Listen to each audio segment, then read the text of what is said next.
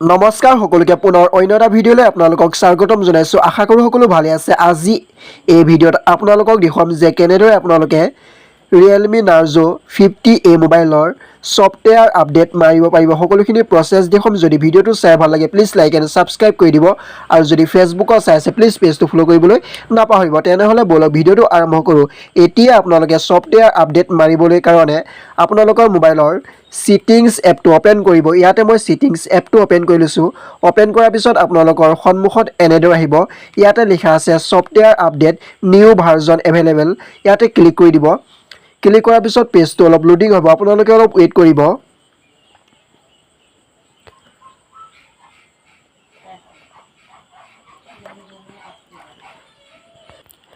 এতিয়া আপোনালোকৰ সন্মুখত এনেদৰে আহিব। ইয়াতে লিখা আছে ৰিয়েলমি UI।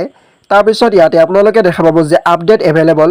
ইয়াতে লিখা আছে কিমান আপোনালোকৰ আপডেটটো মাৰোঁতে MB যাব, সেইটো লিখা আছে 4.43 GB, মানে 4430 MB। এই আপডেটটো মাৰোঁতে আপোনালোকৰ যাব MB। এতিয়া আপোনালোকে আপডেট মাৰিবলৈ কাৰণে ইয়াতে তলত ডাউনলোড বুলি এটা অপশ্যন আছে, সেই ডাউনলোড অপশ্যনত আপোনালোকে ক্লিক কৰি দিব লাগিব। ক্লিক কৰাৰ লগে লগে আপোনালোকৰ মোবাইলটো 4430 MB আপোনালোকৰ মোবাইলৰ পৰা কাট খাই যাব। এতিয়া আপোনালোকে ডাউনলোড অপশ্যনত ক্লিক কৰি দিব। ডাউনলোড অপশ্যনত ক্লিক কৰাৰ লগে লগে ইয়াতে আপোনালোকৰ ছফ্টৱেৰ আপডেট হ'বলৈ ধৰিব। আপোনালোকে অলপ ৱেইট কৰিব। আপোনালোকৰ ছফ্টৱেৰটো আপডেট হ'বলৈ কাৰণে আপোনালোকে অলপ ৱেইট কৰিব। এনেদৰে আপোনালোকৰ ছফ্টৱেৰটো লাহে লাহে আপডেট হৈ গৈ থাকিব। যেতিয়ালৈকে ডাউনলোডিংটো কমপ্লিট নহয় তেতিয়ালৈকে আপোনালোকে মোবাইলটো এনেকৈ থাকিব দিব।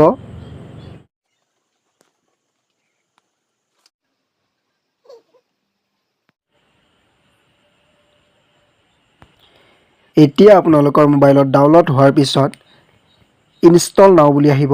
এতিয়া আপোনালোকে ইনষ্টল নাও অপশ্যনত ক্লিক কৰি দিব। ইনষ্টল নাও অপশ্যনত ক্লিক কৰাৰ পিছত ভেৰিফাইং বুলি আহিব, আপোনালোকে অলপ ৱেইট কৰিব।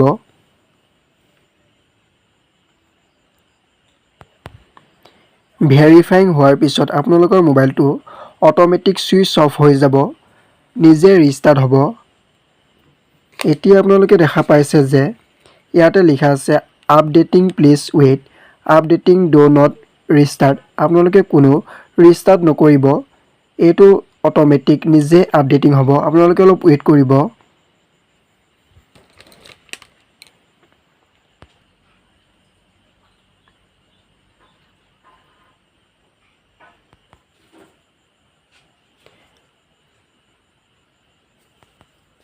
আপডেটিং হোৱাৰ পিছত মোবাইলটো অট'মেটিক ছুইচ অফ হৈ যাব। এতিয়া আপোনালোকে দেখা পাইছে যে পুনৰ ৰিষ্টাৰ্ট হৈছে। আপোনালোকে অলপ ৱেইট কৰিব।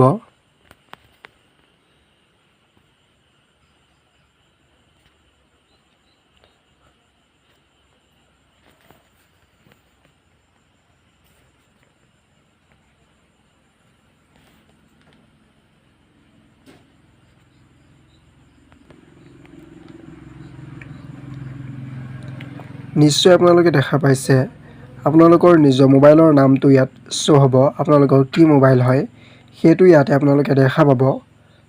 আপোনালোকে একো ক্লিক কৰিব নালাগে। তাৰপিছত ইয়াতে আপোনালোকে দেখা পাব যে অপ্টিমিচিং এপছ, এনেদৰে নম্বৰ ওলাই ওলাই গৈ থাকিব। পাৰ্চেণ্টেজটো শ্ব' হ'ব। আপোনালোকে অলপ ৱেইট কৰিব।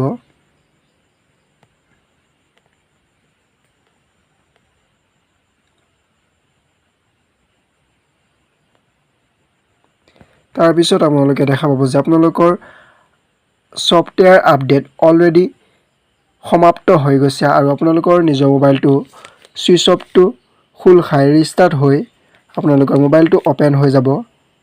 এনেদৰে আপোনালোকে নিজৰ মোবাইলটো ছফ্টৱেৰ আপডেট মাৰিব পাৰিব। এতিয়া আপোনালোকে পুনৰ ছিটিংছত আহিব, আৰু ছিটিংছত আহি আপোনালোকে চাব যে আৰু কিবা ছফ্টৱেৰ আপডেট মাৰিবলৈ থাকি গৈছে নে নাই থাকা।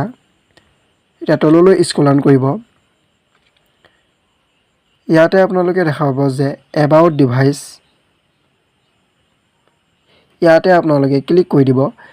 ক্লিক কৰাৰ পিছত ইয়াতে আপোনালোকে দেখা পাব যে ৰিয়েলমি UI, আৰু ইয়াতে আপোনালোকে এইমাত্ৰ যিটো ছফ্টৱেৰ আপডেট মাৰিছিলে সেই ছফ্টৱেৰটো ইয়াতে শ্ব' হ'ব। আৰু ইয়াতে আপোনালোকৰ নিজৰ মোবাইলৰ device name, storage, model, processor, RAM সকলোখিনি শ্ব' হ'ব, আপোনালোকে চাব পাৰিব। আশা কৰোঁ আপোনালোকে নিশ্চয় বুজি পালে যে কেনেদৰে আপোনালোকৰ নিজৰ মোবাইলটো ছফ্টৱেৰ আপডেট মাৰিব পাৰিব আৰু কেনেদৰে সকলোখিনি ঠিক কৰিব পাৰিব। সকলোখিনি বুজি পালে যদি ভিডিঅ'টো চাই ভাল লাগিলে প্লিজ লাইক এণ্ড ছাবস্ক্ৰাইব কৰি দিব, যাতে এনেধৰণৰ গুৰুত্বপূৰ্ণ ভিডিঅ'সমূহ মোৰ ইউটিউব চেনেলত নাইবা ফেচবুকত আপোনালোকে সকলোতকৈ প্ৰথমতে পায়। আজিলৈ বাই বাই, নেক্সট ভিডিঅ'ত পুনৰ লগ পাম। জয় আই অসম।